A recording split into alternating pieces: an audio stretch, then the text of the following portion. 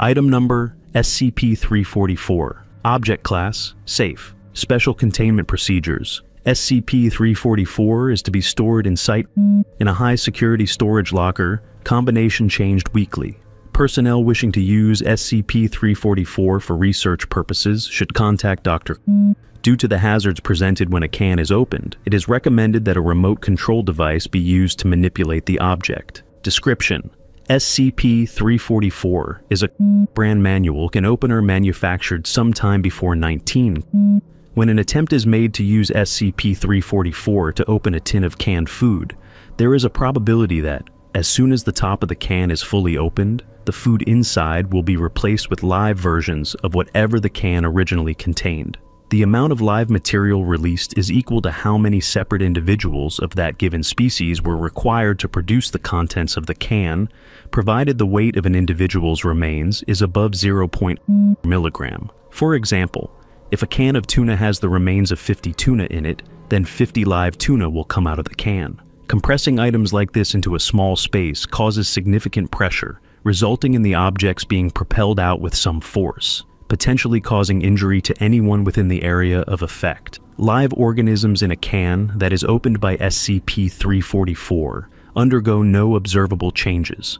Despite the theoretical probability of the effect's manifestation being approximately 50%, recorded Foundation tests show a probability closer to 30% for sentient organisms, 10% for non-sentient plant materials, and % involving redacted. It is also unknown where the live material comes from, as spontaneous regeneration would result in a violation of the law of conservation of mass and energy. It seems most likely that the material is either teleported to the can from existing stocks on Earth or redacted. Given experiments in log, redacted seems more likely. After approximately 34 hours, all sentient organisms released from the can will undergo data expunged. All sentient organisms should be terminated before this occurs. This does not apply to non-sentient plant materials.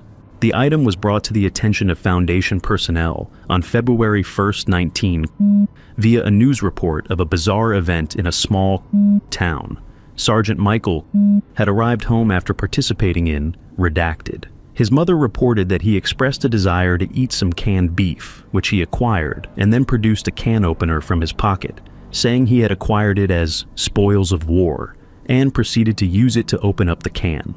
Upon fully opening it, a kg heifer crushed him to death. Agent, who had been investigating a separate incident at the time, immediately responded.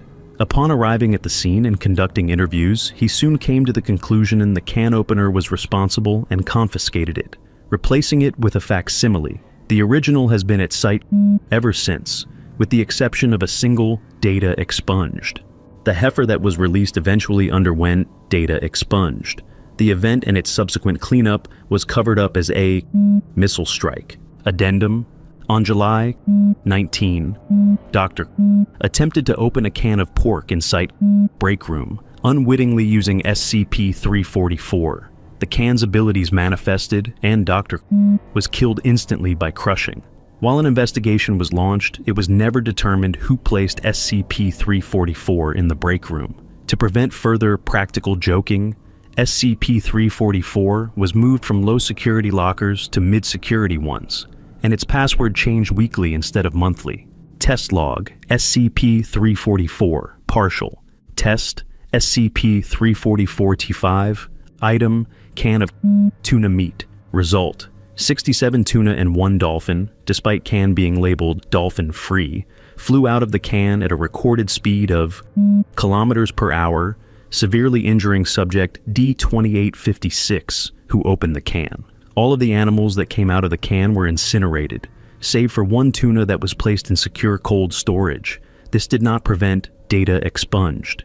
Test SCP-344-T6. Item: can containing roughly 200 nanogram sample of pigskin cells. Result: after attempts, test was abandoned. Test SCP-344-T8.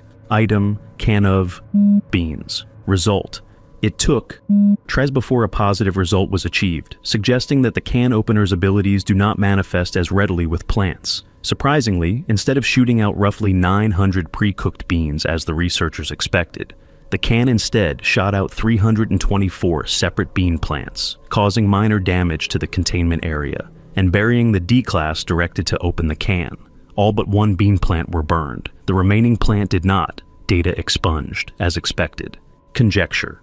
The fact that there were not 914 separate bean plants suggests that SCP-344 attempts to put beans that were on the same plant back together. Test: SCP-344-D9. Item: can of cherries. Result: as with SCP-344-T8, it took several more tries than statistically predicted before SCP-344's abilities manifested. Once they did, however, cherry trees exploded out of the can, killing Subject D-8234 instantly and making recovery of his remains difficult. Due to lessons learned from SCP-344-T8, the test was performed outdoors, preventing damage to site, although recovery of the escaped plants took some effort.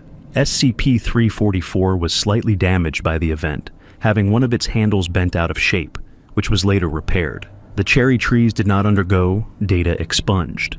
Note: given its destructive potential when summoning plant matter, SCP-344 is to be moved to high-security lockers. Dr. Test: SCP-344-T12. Item: can of human remains. Result: data expunged. Test: SCP-344-T15.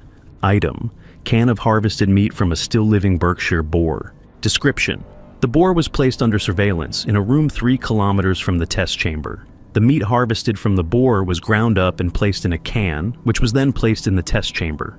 Robotic manipulators were used for this test. Result: after several attempts, the SCP-344's abilities manifested. The boar disappeared from its room in a burst of emissions from across the electromagnetic spectrum, but not in amounts lethal to humans. At the same time in the test chamber, the boar was seen to launch out of the can, slamming into a far wall. The damage done by the harvesting process was observed to have been completely repaired. Class D personnel were sent into the room to contain the boar, which was mostly unharmed despite its collision with the wall. As soon as they entered the room, the boar became extremely aggressive, culminating in it manifesting data redacted. Note: further testing with still-living creatures is discouraged unless under heavy containment and neutralization procedures.